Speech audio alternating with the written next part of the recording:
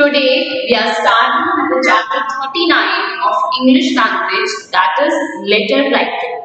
So in this chapter we are going to learn how to write a letter. Now again, when we are talking about the letter writing, there are two types of letters.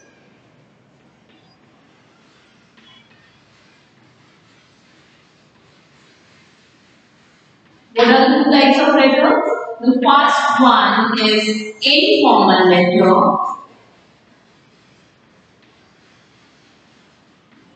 or we also call it personal letter.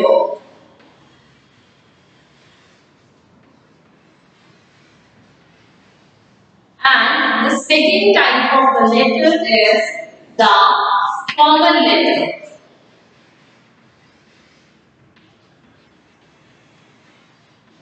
As the name suggests, both the letters, informal letters are written to those with which we have the informal relationships, or when we write personally to someone. However, the formal letters are written to the person in which we are in a relationship under a formal authority or in a formal relationship.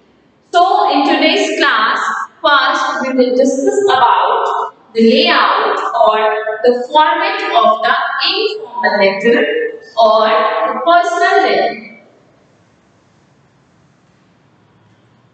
So, first we are going to discuss about the layout of informal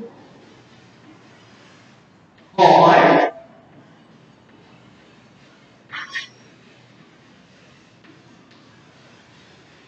personal letter. How do we write these letters, or what would be the content, what would be the purpose for which we write the informal letters or the personal letters? So, first of all, the informal letters or the personal letters are written to in relation to the friends, to the colleagues, or to the ones with which you have some acquaintances. And the manner in which these letters are written, it is a simple informal style. Now, what are the content or what are the subjects that we can include in the category of informal letter? Suppose if you are sending an invitation to someone, you are requesting someone for something, when you want to apologize for something, when you want to congratulate someone, when you want to inform someone about the postponement of any event. Suppose you were going to hold a housewarming party at your place, and you sent the invitation to everyone, or you have informed everyone, and now due to some reason you want to postpone that event. So about that, again you will inform to all the individuals whom you have already sent the invitation. Then, if you want to inquiry about something, if you want to show sympathy to someone for the Thanksgiving or for conveying any news, for all these purposes, you can write the informal letter. Now, in the layout of the informal letter, whenever we start writing the informal letter, first we write the writer's address. The first step to write the informal letter is the writer's address. Writer's address, or we also call it the sender, means the one who is sending the letter. Suppose if I am writing a letter, I am sending a letter to someone, I will mention my address there. But in the first step here, when you are writing your address, you should not mention your name. Do not put your name here. When you are mentioning the letter in the first step of the informal letter, you will write the address only and you will not write your name. Then comes the second step. In the second step, you will write the date. The date on which you are writing the letter. After this comes the third step of the informal letter, that is greetings or salutation.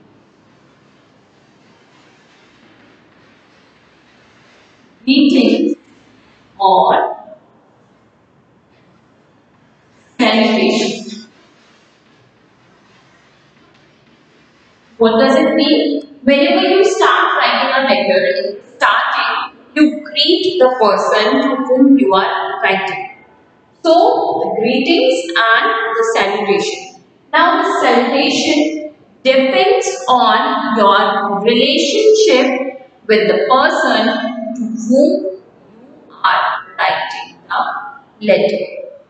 You are writing to your grandparents, you are writing to your friend, you are writing to your sibling, you are writing to your cousins, you are writing to your friend. So, according to that, the salutation will change. For example, if you are writing to your friend, you can simply write the name of your friend, dear Arthur. But if you are writing a letter to your mother, you will write, dear mother or mom or mommy, whatever you want to write. Okay. Similarly, if you are writing to your grandparents, you will write dear grandpa, dear grandma. So in this way, the salutation will depend on your relationship with that individual. These are the three steps. After that comes the fourth step, that is opening statement. Fourth step is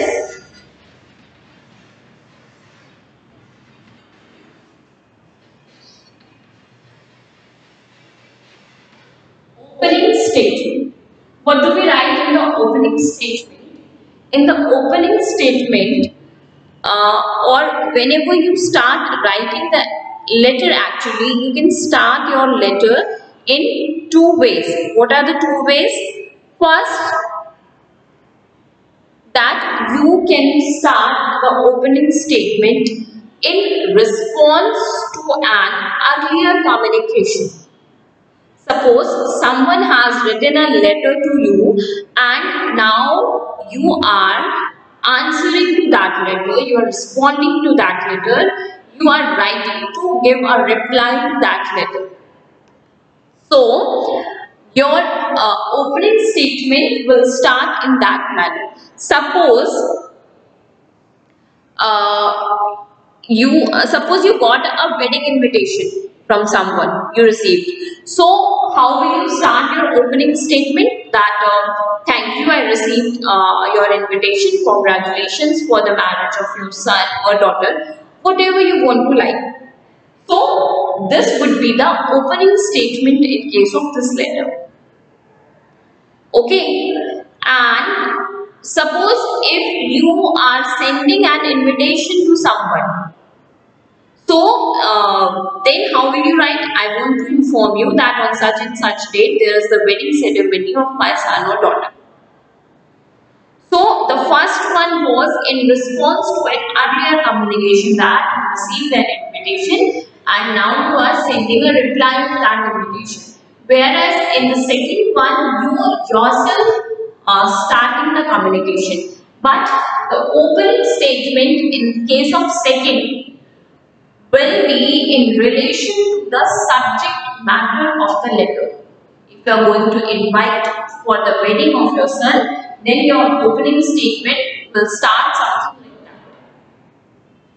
So this would be the opening statement of the letter. Now after the opening statement, the next step that comes is the body of the letter. The fifth one is the body of the letter. Now in the body of the letter, you will describe everything means the subject matter about which why are you writing the letter, and this body of the letter should be divided into a number of paragraphs as per the information or the content that you are providing in the letter. It may be one paragraph only, it may be two paragraphs, it may be three paragraphs, depending on the content. But do not mix up the information. In one paragraph, you will provide the content about one topic or one point only. For example, if you are going to invite, if you are writing as a response of a wedding invitation. So, in the opening statement, you will write, "Thank you, I received the invitation. Congratulations for the marriage." And in the next paragraph, suppose you are not able to join the marriage, you are not able to go there. So, in the next paragraph, due to this and this reason, I won't be able to join the day. This will be your next step. Then, the next paragraph. Then, in the next paragraph, you may write, "However, I would like to meet the couple. I'll come next month, or I'll come next week, or whenever I'll get time. Give my blessings to them," like that. So, you will divide the things into the number of paragraphs depending on the content. After the body of the letter, next comes the concluding statement. The sixth step is the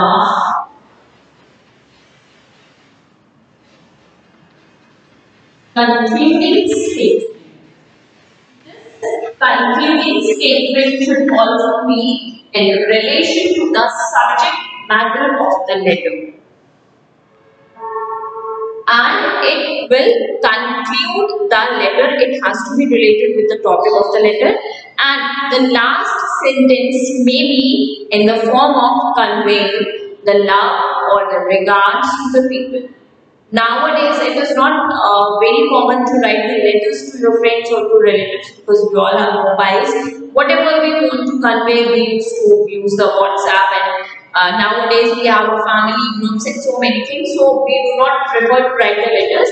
But whenever people used to write the letter, at the end, the love and the respect is conveyed. People usually used to write respect to the elders and love to the youngers. So, this is the way they conclude the letter. This will be the concluding statement. Two things. The last statement, that should be the concluding statement, must be related to the subject matter of the or the topic of the letter, and you can also convey the love and respect in the concluding statement. After that comes the subscription or leave taking. Next comes the subscription or leave taking.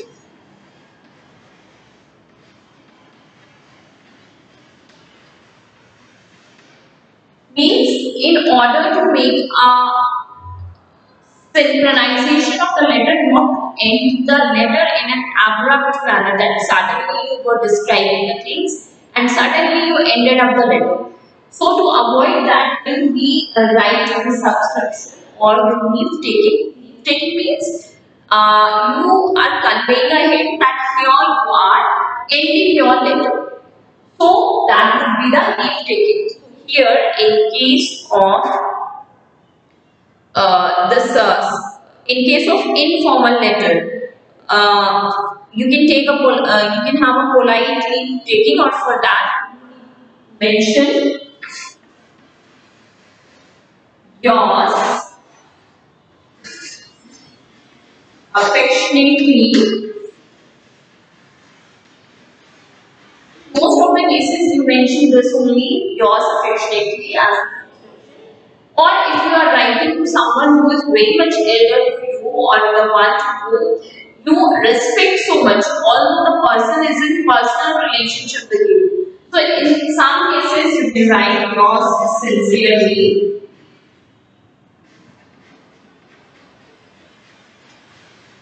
but in most of the cases you will write your affectionately, and some of the cases you can write yours sincerely. Now, after the subscription of the name taking, next comes the signature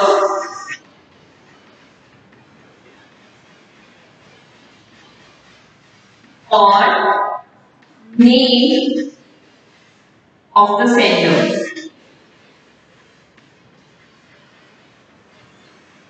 So here the one who is writing the letter will just put the name. In case of informal letter, you can simply write your first name only. No need to put the signature or no need to write your full name along with your surname. You can just write your first name only. That will be enough for the signature of the informal letter. Last step is the address or the superscription.